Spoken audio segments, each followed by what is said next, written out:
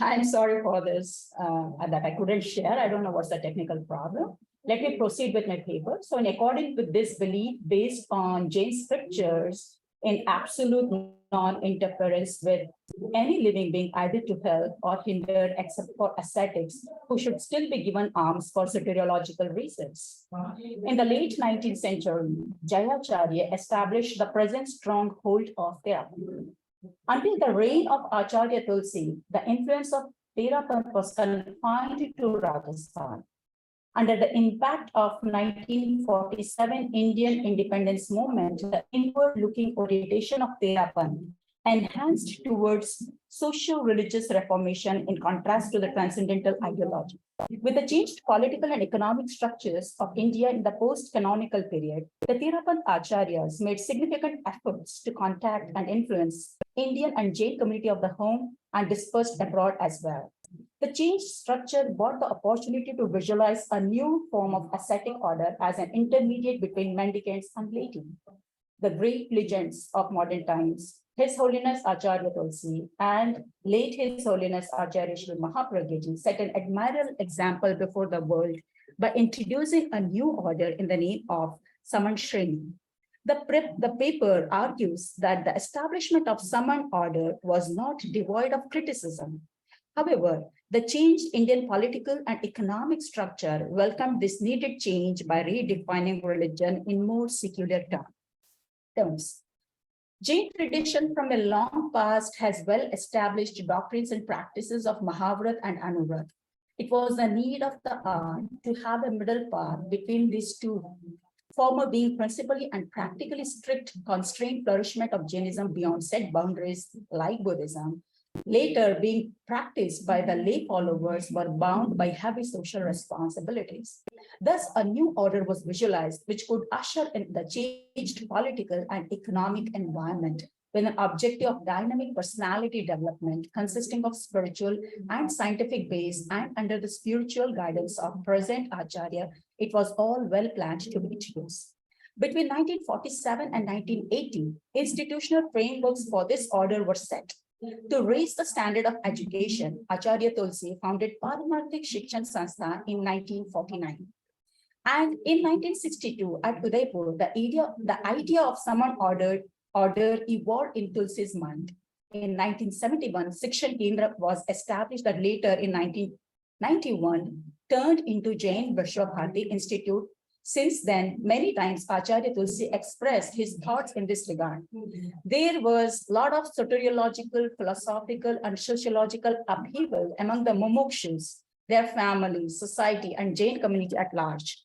Finally, this order in the name of Saman Shreni was officially commenced on 9th November 1980 on the auspicious occasion of 66th birthday of His Holiness Acharya Tulsi. It started with a very small figure of 6 mumukshu, that is the members willing to get initiated sisters who were pioneer of this order. Eventually, the figure soon raised to 110. Male members, however, were never more than 10 at a time. Though famous as a relaxed mode of modern ascetic order, it is in maximum affinity with the lifestyle and norms of mendicants following Mahavrat.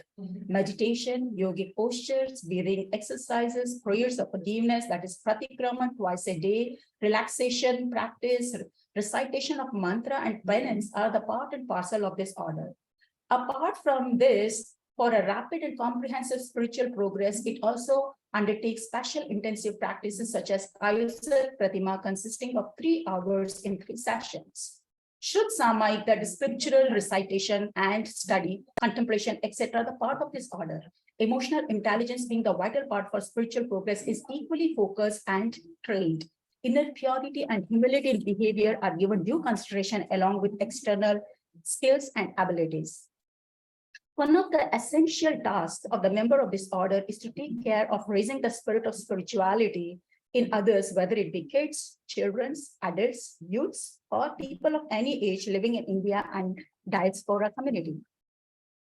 Kids are given due attention. Regular Gyanshala, that is the religious classes, are conducted imparting cultural and traditional heritage by various means of plays, games, storytelling, moral lessons, etc. Adults, youngsters are motivated through various modes of teachings like workshops, camps, competitions, etc. Advanced and modern technology of teachings make them feel religious as something entertaining and uplifting rather than a serious issue. Women education. Many women empowerment works are initiated by this order. Conviction in major role of women in building happy, harmonious family or focused through women education, family handling skills, time and stress management programs. Thus, people of all age group and gender are brought on religious platforms with comprehensive methods. Food journey is exception in this order. The victory of this exception is far from noticed. Only few things can be highlighted here. Many Jain communities, both in India and diaspora, are confronted with this situation where they find preservation of their culture, religion, and tradition to be highly difficult. It is at these places that is beyond the reach of food journey mendicants that the preaching and teaching of Lord Mahavir are inculcating social and spiritual values at these places by this order. Thus, the journey by means of any transportation undertaken by this order aims, number first, covering wider area geographically, number two, bringing conviction in cultural protection, number third, secular talks about Jain among Jain and non-Jain classes. Long trips by each group consisting of 4 at India and 2 in abroad is undertaken. Each of these cover the regions assigned generally in a stipulated time of 10 months.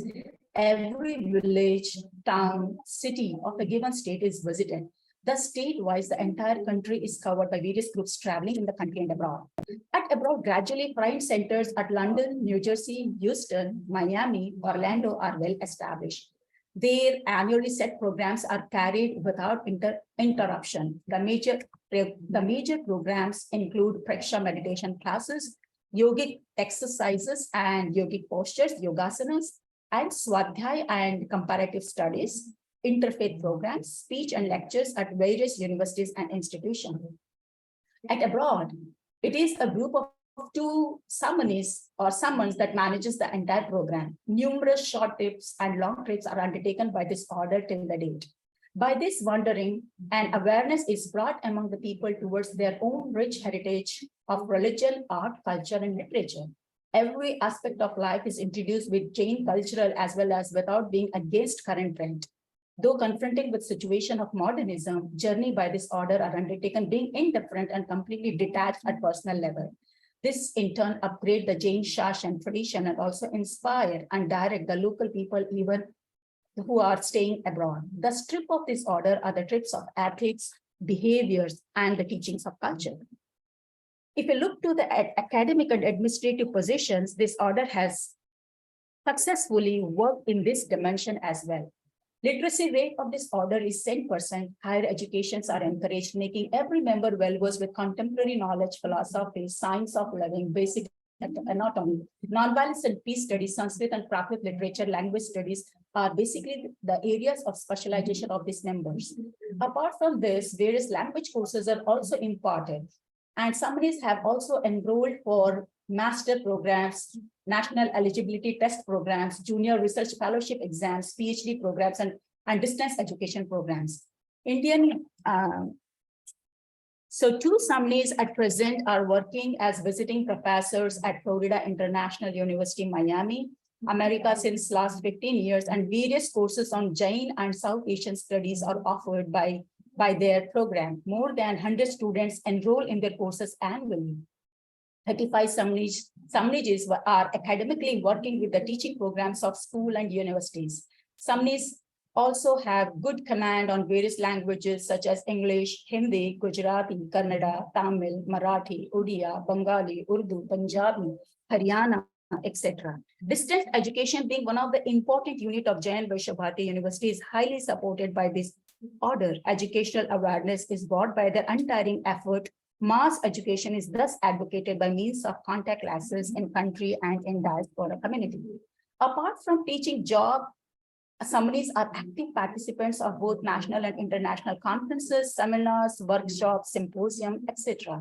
This enhances the intellectual vision and the worldwide connections with eminent scholars working in diverse fields. Many research papers are contributed in various research journals. Summaries are also supervisors of PhD program at Jain Vishwabharati University. It is the privilege of this order to have Samanis working also in administrative faculty.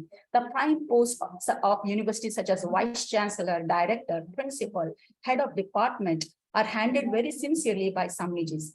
Active participation in all the above stated area has dispelled the thought of religious dogmatism attached with ascetics or mendicants lifestyles. As internal administration, the chief of Samani, known as Nihojika, also undertake the working of Paramarthik Shikshan Sanstha and the International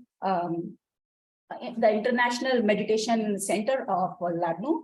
And currently, Sadhvi Pramukhaji, Sadhvi Variaji, Mukhya Muni, Acharya Shri regularly looks for the well-being and advancement of this order. The horizon of this order has started expanding. In less than 5 decades, this order has been well established both in India and abroad. It was the dream of Acharya Shri Tulsi that is taking shape. Under the able leadership of His Holiness Acharya Shri Mahashramanji, currently the order is heading towards a golden jubilee with new fragrance and flavors going to be added by it. Thank you so much.